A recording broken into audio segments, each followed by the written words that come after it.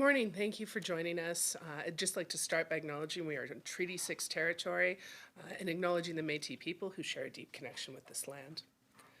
Under this Premier and the UCP government, Albertans are seriously struggling with a cost of living crisis. Right now, Alberta has the highest inflation in the country. Albertans have the highest utility bills in the country.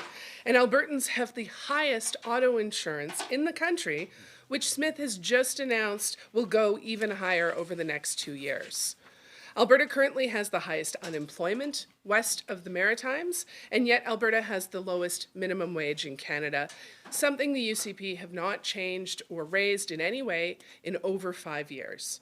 So today's decision by the UCP members of the Member Services Committee to give themselves a 14% increase in MLA Accommodation Allowance is completely unacceptable and very out of touch. I was proud to be with my NDP Caucus colleagues where all members of the Alberta NDP voted against this 14% increase. Let me be clear.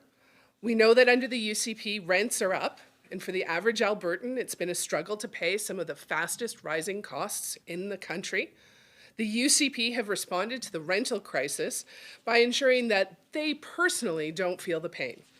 No help for ordinary Albertans, but a fat accommodations allowance increase for MLAs. The UCP did not support my colleague Janice Irwin's prior bill to bring in temporary rent controls for all Albertans, but they sure want to increase their own cost of living allowance by 14%. For an out of Edmonton MLA, today's change means $270 more a month, the equivalent of 18 hours of work under Canada's lowest minimum wage. It's also retroactive to the start of the fiscal year.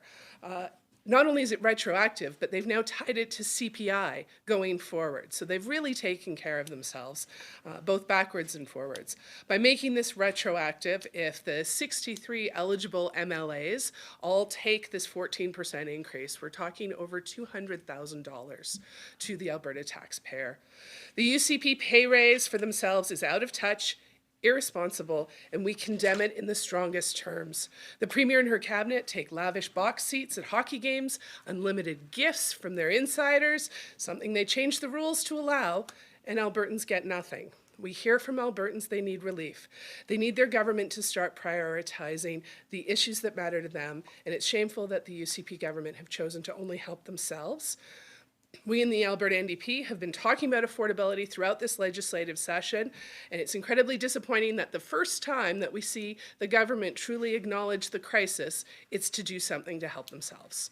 I'll turn it over to my colleague, our Shadow Minister for Affordable and Utilities, Sharif Haji. Thank you, Christina. Every day I talk to my constituents and people across our province about their daily struggles, and the struggles continue to grow for many. In our province, in 2022, close to 500,000 renters, and year after year, our caucus continued to ask for relief for those Albertans because of the increasing cost of rent. So it's shocking to me that the people who continuously vote against rate relief are the same ones who just gave themselves a nice rental relief package. They know costs are rising because they just gave themselves a raise. But they don't acknowledge this for the many who face the reality that they may not be able to make rent to keep their home for themselves and their loved ones.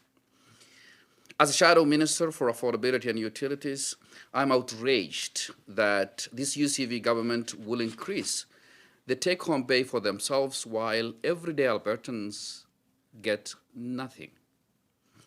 A 14% increase in their accommodation allowance is absolutely a slap on the face for every other person struggling with a high cost of living across this province. I'll turn it over to my colleague Janice Irwin, who is the Shadow Minister for Housing. Thank you. Thank you, Sharif.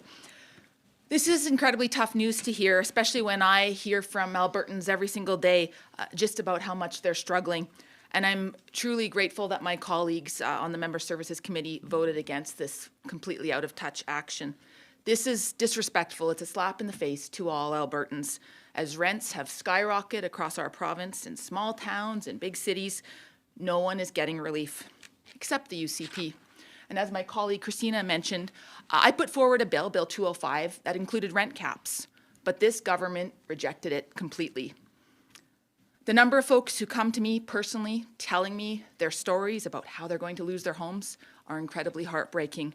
Families, people with full-time jobs who are barely getting by because owning a home is just so out of reach, and rent forces them to make difficult decisions every single day. This government is completely out of touch, and today's decision just shows another one of those decisions. I'd like to turn it over to someone who's been around a while, David Agan, who is our caucus chair and one of our longest-serving MLAs. Well, thank you, Janice. And like my colleagues, I'm incredibly disappointed with the UCP decision in today's meeting. As the longest-standing MLA in our caucus, I've never seen anything like this. It's absolutely appalling and completely tone-deaf. A significant raise that the UCP government has decided to give to themselves while increasing rental rates are hurting Albertans, and yet this UCP only seems to be interested in helping themselves. This is how the UCP government seems to treat Albertans. In the middle of a by-election where the people of Lethbridge have stated that they want an MLA focused on helping themselves and helping their families to meet this affordability crisis, instead, this UCP government and Danielle Smith have chosen to just help themselves. In a season where people are struggling to make ends meet during the holidays, the UCP chooses to give themselves a nice little Christmas gift. Our caucus stands united in speaking out and voting against this increased compensation to MLAs. I'll now turn over things to Dr. Luann Metz from Calgary Varsity. Luann? Thank you very much. So as a Calgarian and a member who travels, I'm shocked to see that the UCP are giving themselves a 14% cost of living allowance bump while everyday Albertans are struggling. The government's focus and priorities are incredibly warped. Albertans want our government to solve their needs and priorities. I hear it every day. They want a government focused on healthcare, education, public safety, affordability, and the economy. These are what Albertans need to see us working on, not giving ourselves a little bit of extra money so that we can do our jobs. We hope Albertans take note of this and even join us in speaking out against it. We hope they send a message to the Premier, especially in Lethbridge, in this by-election, that the last thing Albertans want right now is for UCP MLAs to get a cost of living allowance while so many people are struggling. So I ask Albertans, please send a message. Tell the Premier to start taking this affordability crisis seriously, and tell her to focus on the priorities that are important to you and your families. Thank you. So thank you all. We will now go to questions. Just a reminder for those joining us on the phone lines to use *9 to get into the question queue. For those joining us on Zoom, you can use the raise hand function. We will start with questions in the room. Please state your name and outlet. Sure. Catherine Grukowski, Alberta Today. Would your vote have been different had the UCP MLA members of the committee agreed to bring in rent cap or other measures? So that's a really interesting hypothetical question. What we saw today was, I think, the very first real acknowledgement by the UCP government of the challenges rent has posed to all Albertans, the Edmonton region in particular, which we see across the country. In some places, rents are starting to come down, not in Edmonton. It's growing faster than anywhere else. So they acknowledged that. And yet the only action they took was to give themselves a 14% increase. that kind of an increase is honestly, right now, you don't hear about things going up like that unless it's in a bad way, like your insurance going up that much. So the fact that they've done that only for themselves is frankly shameful. In another world, would we maybe have voted in a different way? I think Member Getson on the committee stated really clearly he knows that the NDP official opposition would have handled things differently and done things differently, and I just want to acknowledge that he's 100% correct. And beyond the vote, I'm wondering, will the MLAs who are eligible for this increase be doing anything symbolic, like not taking it, or what's the plan for that money? Oh, that's a really great question. To begin with, our members really strongly opposed this at the committee, trying to speak to the UCP committee members directly about what the optics of this, the message it sends to Albertans, knowing that Albertans families are struggling, that food bank usage is up, that all of these costs are up, and yet the UCP government is passing a 14% increase for themselves, for MLA accommodations. Something that's going to give an MLA who uses that accommodation allowance $270 a month. If the 63 MLAs who can use it all take that for this retroactive bonus, that's over 200 grand in a year. What will happen going forward? How many MLAs will take this? I can't answer those questions, but I can say that the Alberta NDP Caucus strongly opposed, spoke against, and voted against in this recorded vote at the Member Services Committee. Is this a case, well, as an MLA, the salary is pretty good. You're like, nobody's really, it's a good salary. The average person who's not making that type of salary, is this a let them eat cake moment? Because I mean, technically that salary should be able to absorb that without this increase. Is this them saying let them eat cake? Let them eat cake is potentially a very excellent quote to associate with this. Really, I think it shows a government that is completely out of touch, which I don't understand how that could be, because I will tell you that our constituents, whether it's in Calgary, whether it's in Edmonton, Lethbridge, Banff, Canmore, all across this province, they reach out to us about the rent crisis, the housing crisis. We know that government MLAs are getting similar correspondence because they often copy our housing critic, and she gets copies of the concerns. They know everybody is struggling, and yet here they are giving a benefit to themselves. It is absolutely out of touch with what Albertans expect, and it's really something that we strongly object to. Okay, our next question goes to Janet French. Janet, your line is open.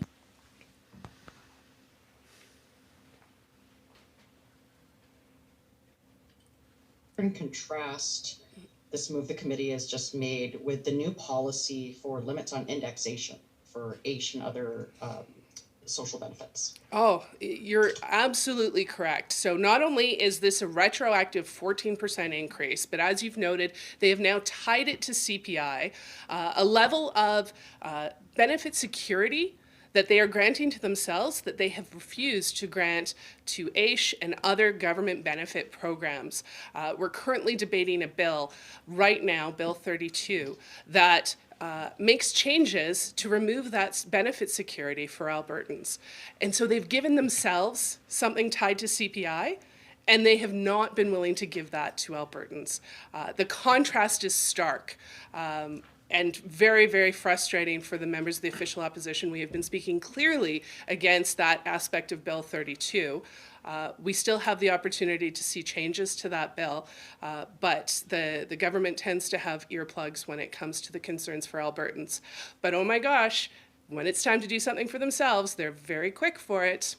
I'll just check and see if any of my colleagues have any more to add to that. We're very united on this. The contrast between what they're willing to do for themselves versus what they're not willing to do for Albertans is stark. Any follow-up, Janet? Yes, I'm just mindful of public sector bargaining going on right now and how much of a factor cost of living and escalating cost of living is in that. I'm wondering how much you think this move for MLAs opens up the government to additional pressure to grant those cost of living increases to the hundreds of thousands of public sector workers to try to cover their costs? Oh, it's an excellent question, because often when it comes to public sector bargaining in other jurisdictions and other levels of government, we know that people pay attention to what politicians are prepared to give themselves versus the negotiations that they go to the table on.